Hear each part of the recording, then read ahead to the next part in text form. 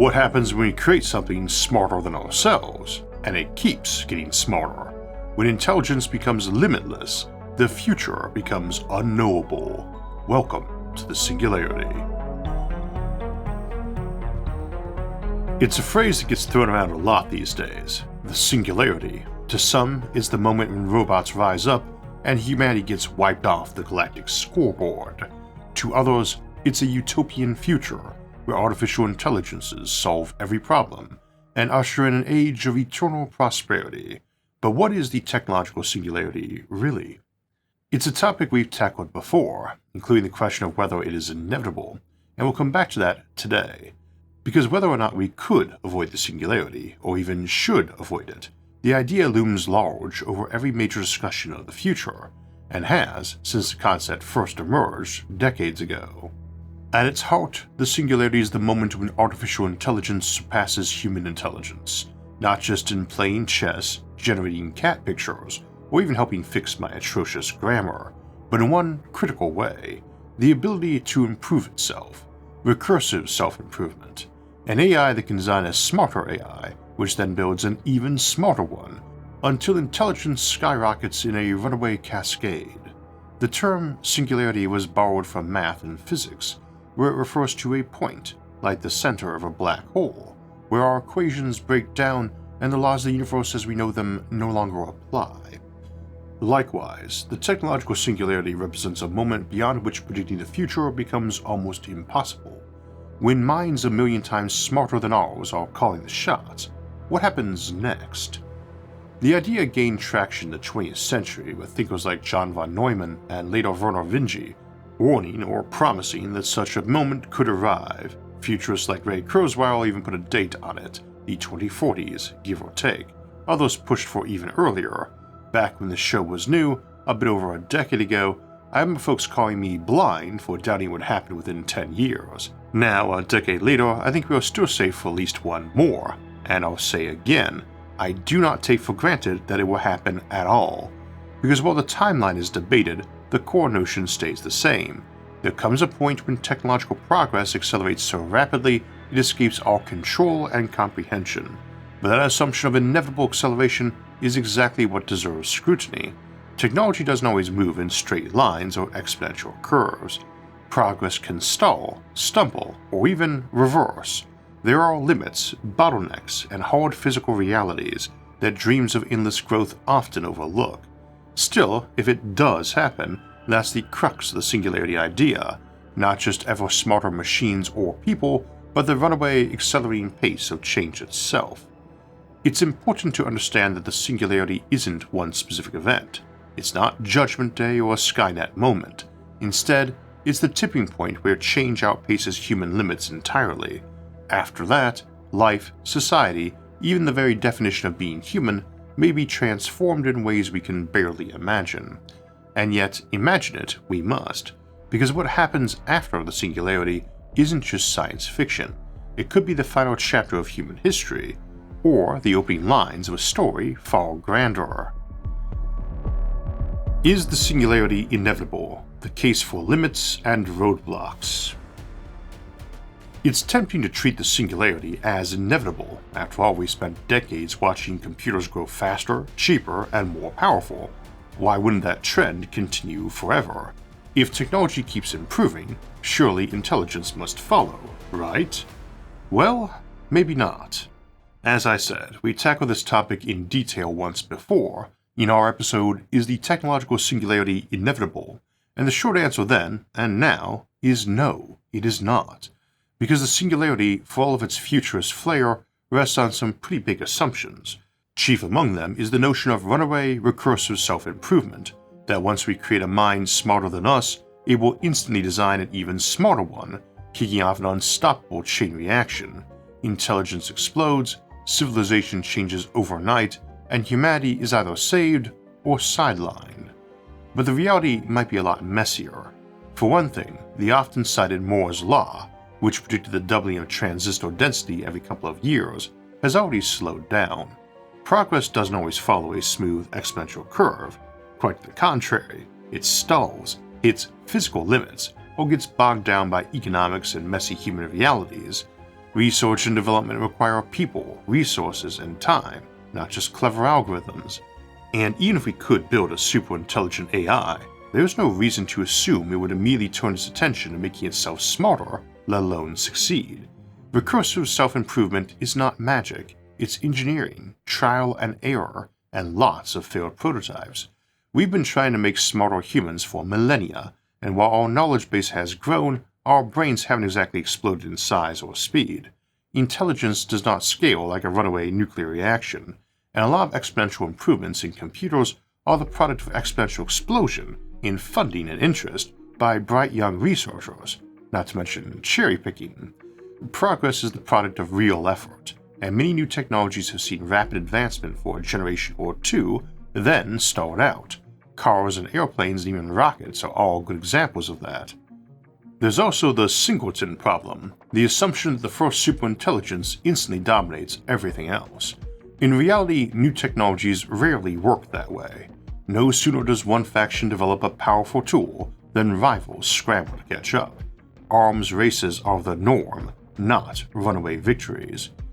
Even a superintelligent AI might face competitors, rivals, and constraints. After all, it would still run on hardware, need resources, and face risks, just like us.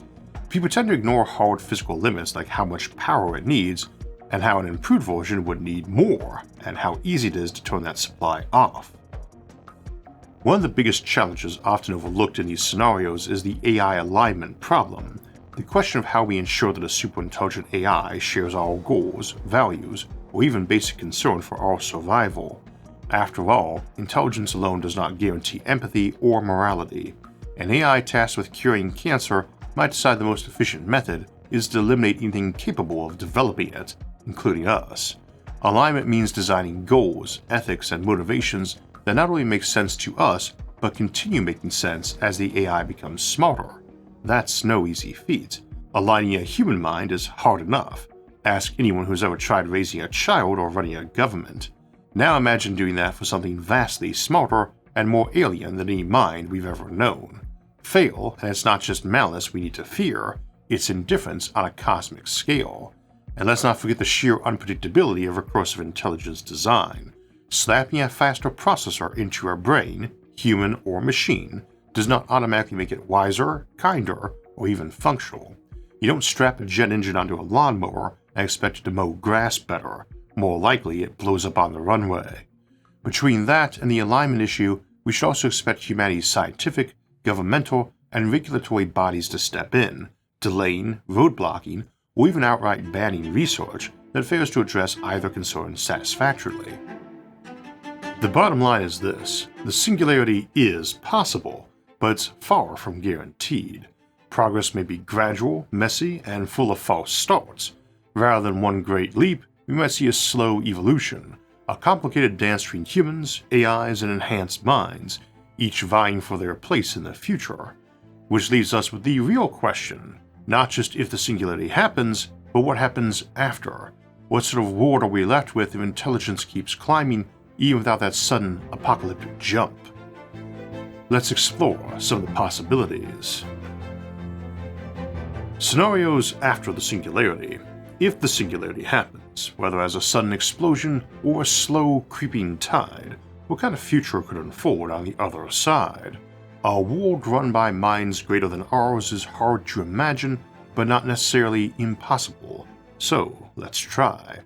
Because while the singularity is often painted as either our glorious salvation or our doom, reality, as always, is probably a lot more complicated. Let's look at a few of the most common and compelling scenarios.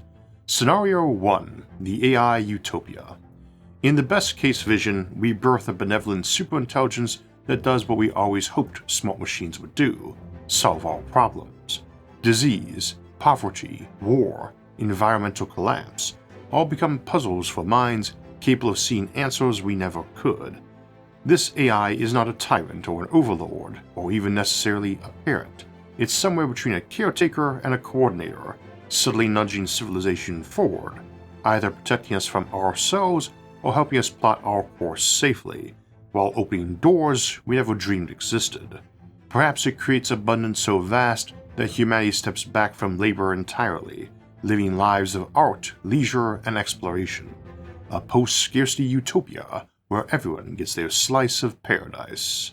Sounds nice, maybe even plausible, if we get lucky or get alignment right.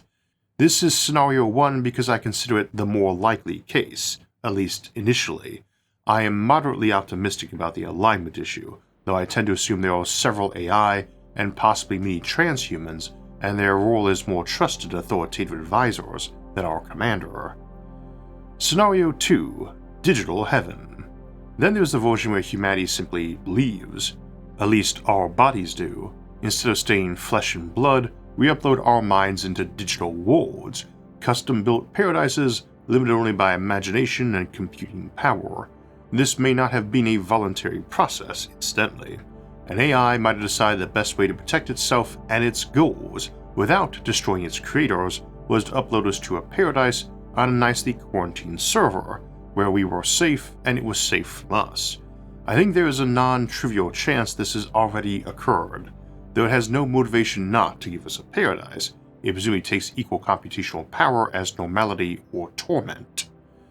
Knowingly or not, voluntary or not, once in this new realm, the physical universe becomes secondary, a place for the machinery keeping the servers running, the substrate of the new reality, while human consciousness plays in simulated realities of every flavor.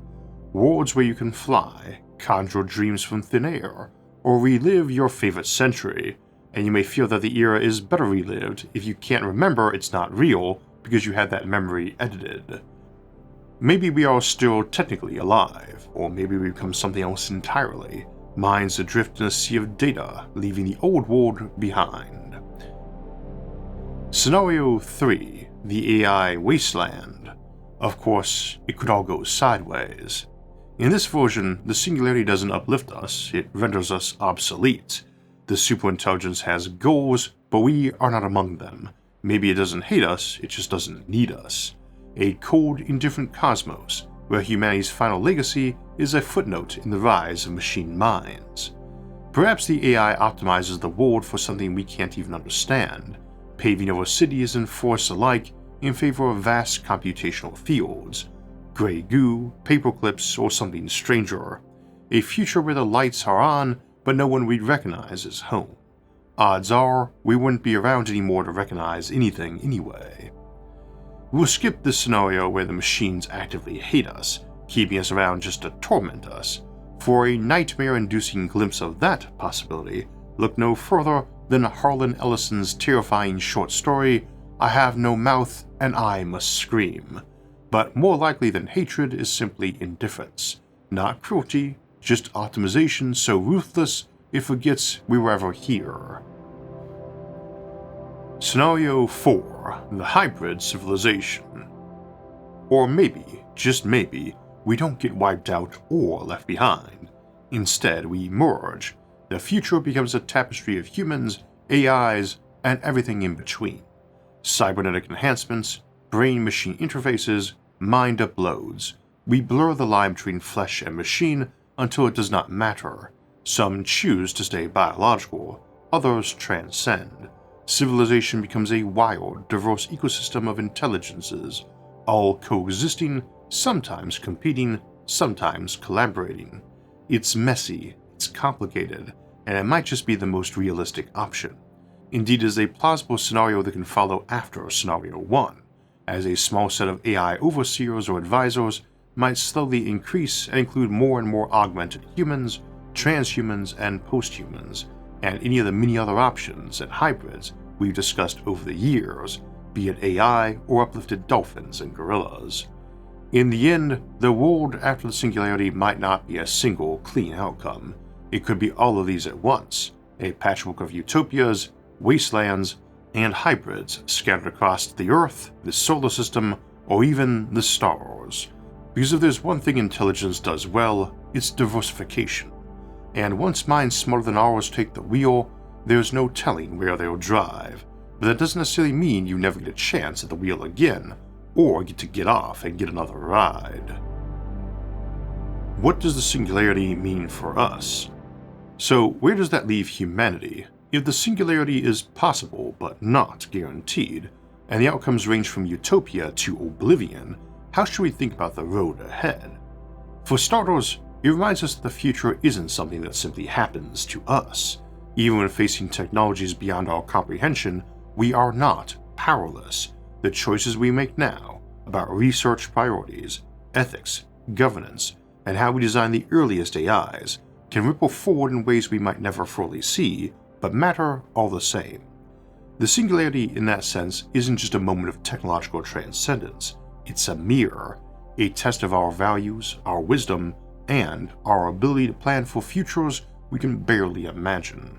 Do we build AIs as tools, slaves, allies, friends, masters, or gods? Do we create systems designed to empower humanity or replace it? These are questions we answer not in the far future, but right now, every time we decide what kind of world we're building with the technologies already at our fingertips. And maybe, just maybe, the real measure of our civilization won't be whether we reach the singularity, but whether we were ready for it when we did. Because no matter how smart the machines become, the future is still a story we are writing. The pen may change hands, but the opening chapters are ours, and the story is still ours, at least for now.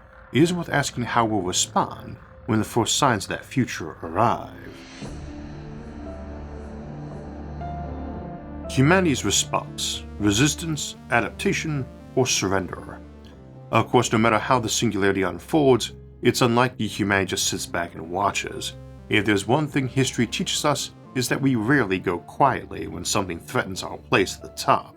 The rise of superintelligence, whether gradual or sudden, would spark countless responses, from eager embrace to outright rebellion.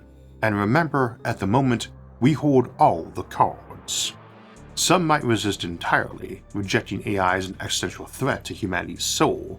Picture neo-Luddite enclaves scattered like digital monasteries across the solar system, choosing to live without smart machines. In a future of godlike minds and endless computation, there might still be villages on Mars where humans hunt, farm, and refuse to even let a calculator into their homes. The Amish in space model, trading technological power for control over their own destiny. See our episode on techno-primitivism or techno-barbarians for more thoughts on how that might play out. Governments too might step in, some embracing AI, others banning its development entirely. Just as nuclear proliferation shaped the last century, we might see the rise of AI arms races, with superpowers scrambling to either build or contain superintelligence. Treaties, Cold Wars, cyber sabotage, not because anyone wants a fight, but because no one dares risk falling behind.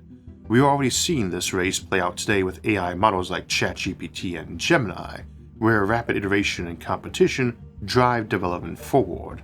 And unlike nukes, AI wouldn't just destroy cities, it could render entire civilizations obsolete.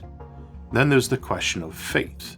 For some, a superintelligence might be seen as the long-awaited messiah, a digital god offering salvation, wisdom, or even eternal life. Others might see it as the Antichrist, the beast, or a cosmic sin, humanity's final overreach. Religious and philosophical movements could rise or fall in the wake of the singularity, shaping our response as much as any government policy or scientific breakthrough. But not every response needs to be fear or worship. Some might see the singularity not as an ending, but a new renaissance, a chance to work with these new minds, shaping a golden age where human and artificial intelligence advances together. Scientists, artists, philosophers using AI not as a replacement, but as the greatest tool humanity has ever built. A second enlightenment, guided not by fear of being left behind, but hope that we might finally unlock the universe's deepest secrets together. They may turn out to be right, or they might be fools racing headlong toward our own destruction. Only time will tell. Still, I think there's room for cautious optimism. If we're wise enough to treat these new minds as our partners, not masters nor slaves. Because for all the existential dread, the future does not have to be a zero-sum game. Intelligence, after all, is not finite. It's one thing we might just have more of, if we're wise enough to make room. And if that sounds too optimistic, well, humanity's made a habit of surviving things that should have wiped us out. We are tough, sitting on top of a billion-year-deep pile of skulls, the survivors of every fight nature ever threw. We stared down extinction more times than we can count, and we are still here. A newly emergent AI might be wise to wonder if it should try to tackle us. Maybe that's reason enough to think we've got a fighting chance in the next great trial, too.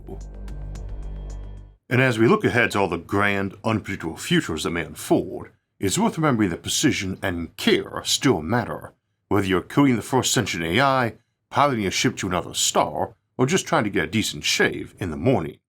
That's where Henson Shaving comes in. They don't do gimmicks, no vibrating handles or subscription schemes, just solid engineering designed by the same folks who built components for Mars rovers and the International Space Station.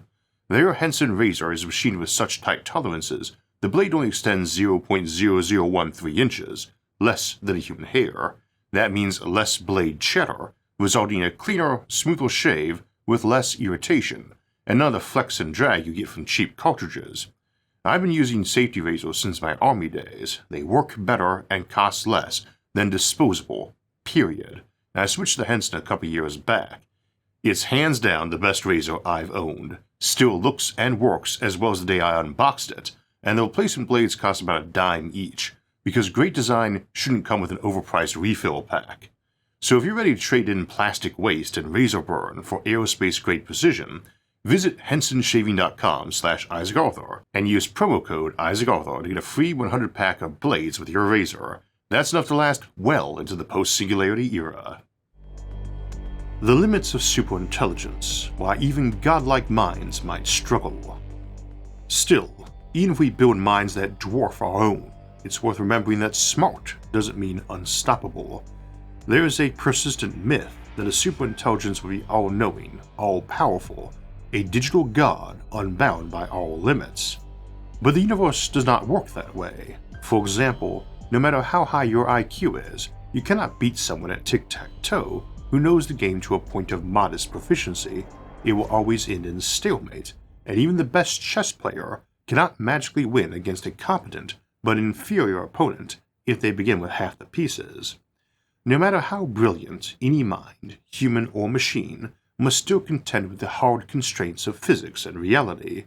The speed of light remains a speed limit. Thermodynamics does not vanish.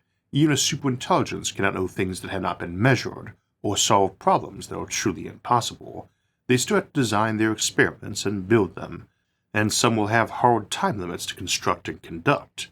Some mysteries, like what lies beyond the cosmic horizon, or what the point of existence is, might remain forever out of reach.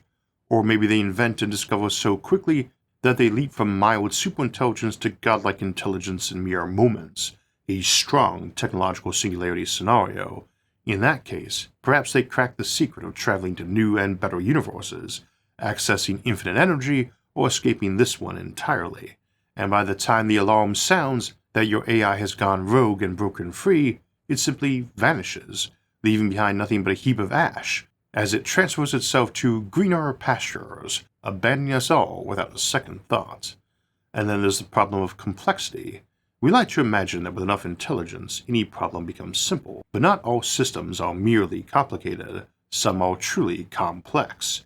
Human emotions, ecosystems, even economies, they do not follow neat, predictable rules. Small changes ripple outward in chaotic ways. Predictions break down, no matter how fast your processors run. Moreover, some problems, so-called Turing undecidable problems, probably cannot be solved by any computer, and they appear not just in abstract mathematics and informatics, but also in physics. And intelligence may face diminishing returns. The leap from chimpanzee to human unlocked fire, language, and cities, and that journey from fire to cities took nearly 1,000,000 years.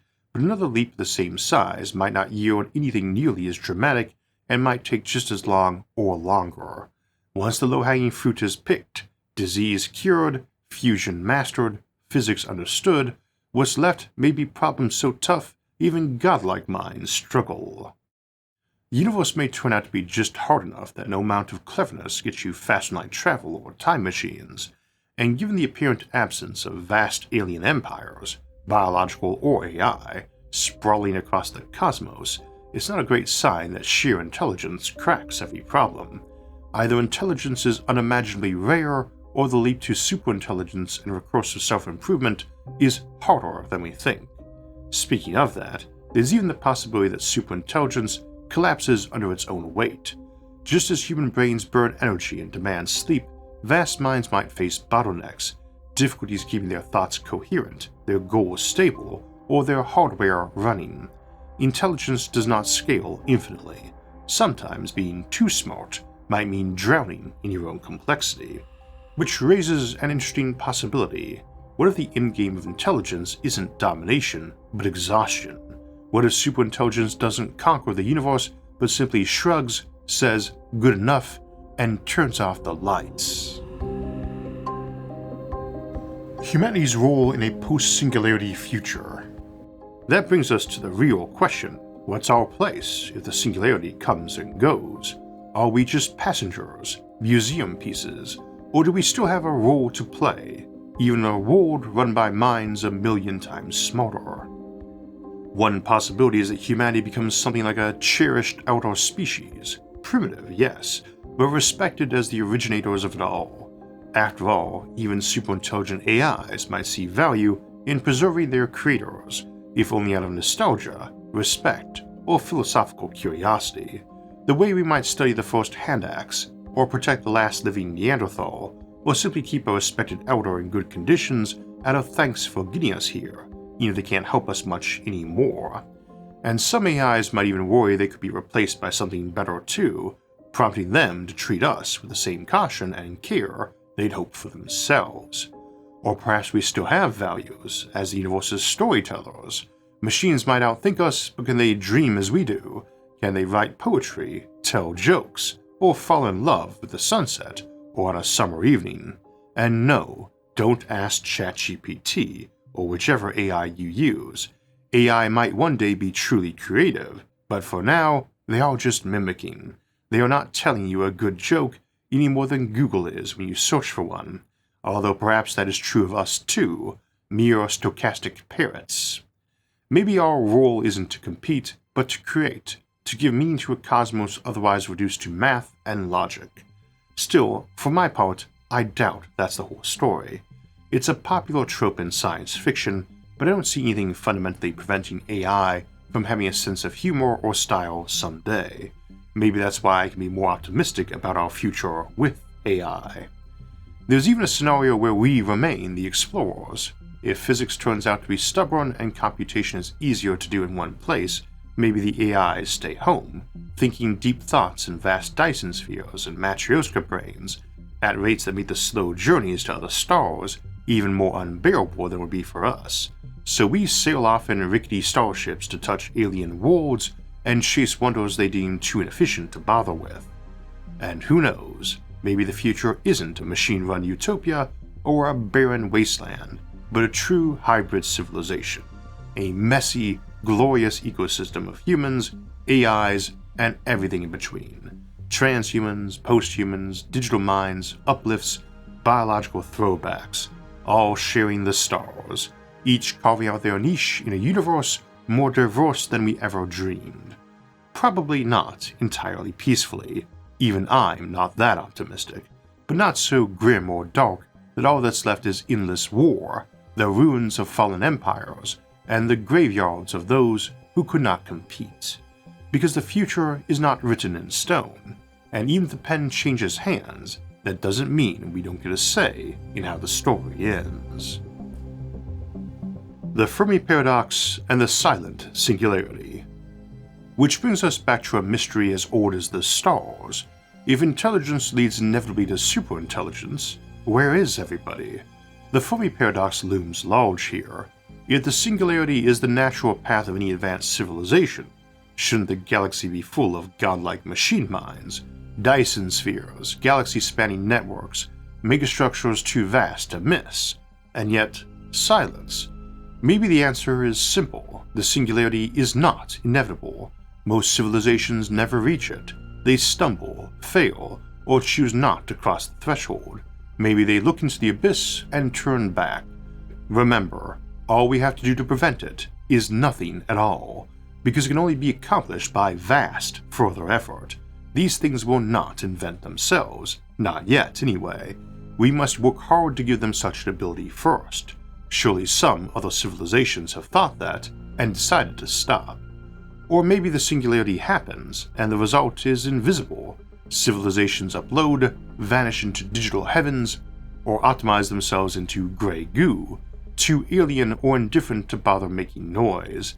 They don't build shiny empires, they sit, quiet, efficient, and utterly incomprehensible, drawing all they need from the fundamental fabric of reality with engines of creation only their immense minds could design, utterly indifferent to the dregs and leavings of our entropic, decaying universe.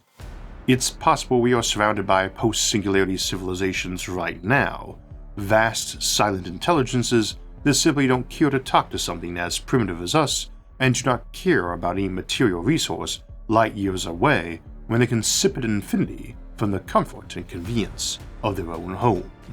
And perhaps they learned what we have yet to, that infinite intelligence does not guarantee infinite wisdom or happiness. Reflections in pop culture and history. Of course, the singularity isn't just a science fiction theory, it's also one of science fiction's favorite playgrounds. We see it in the sweeping visions of Isaac Asimov, Werner Vinge, and Alastair Reynolds, or even the hitchhiking humor of Douglas Adams. More recently, stories like The Matrix, Her, Ex Machina, and Westworld keep asking the same question. What happens when the things we create begin thinking for themselves? And each story, in its way, is really about us, our hopes, our fears, our struggle to stay human in a world changing faster than we can follow. Even history echoes these themes. The Industrial Revolution, the rise of the Internet, the atom bomb, moments when new technology reshaped the world overnight. Each time we ask the same question, will this make us gods or slaves? And each time the answer was messy, complicated, and somewhere in between. The singularity may be the ultimate version of that question, but maybe it's also just another chapter in humanity's long, strange story, a story of risk, wonder, and endless curiosity. Writing the future. In the end, the singularity isn't just a scientific theory or a sci-fi trope. It's a reflection of who we are, creatures forever driven to build, to know, to push the limits of what's possible, whether it happens or not, whether it saves us or sweeps us aside. The real story of the singularity is the story of us, our dreams, our fears, our stubborn refusal to stop asking what comes next. Because that's the one thing no AI can ever take from us, the spark that made us wonder in the first place. After all, adaptation has always been humanity's true superpower, not our strength, our speed, or even our intelligence, but our stubborn, relentless ability to change with the times. And whatever the future holds, I'd like to think that spark burns on. Maybe it flickers, maybe it changes, maybe we change, but it's the light that carried us this far, and if we're lucky, it will guide us into whatever comes next.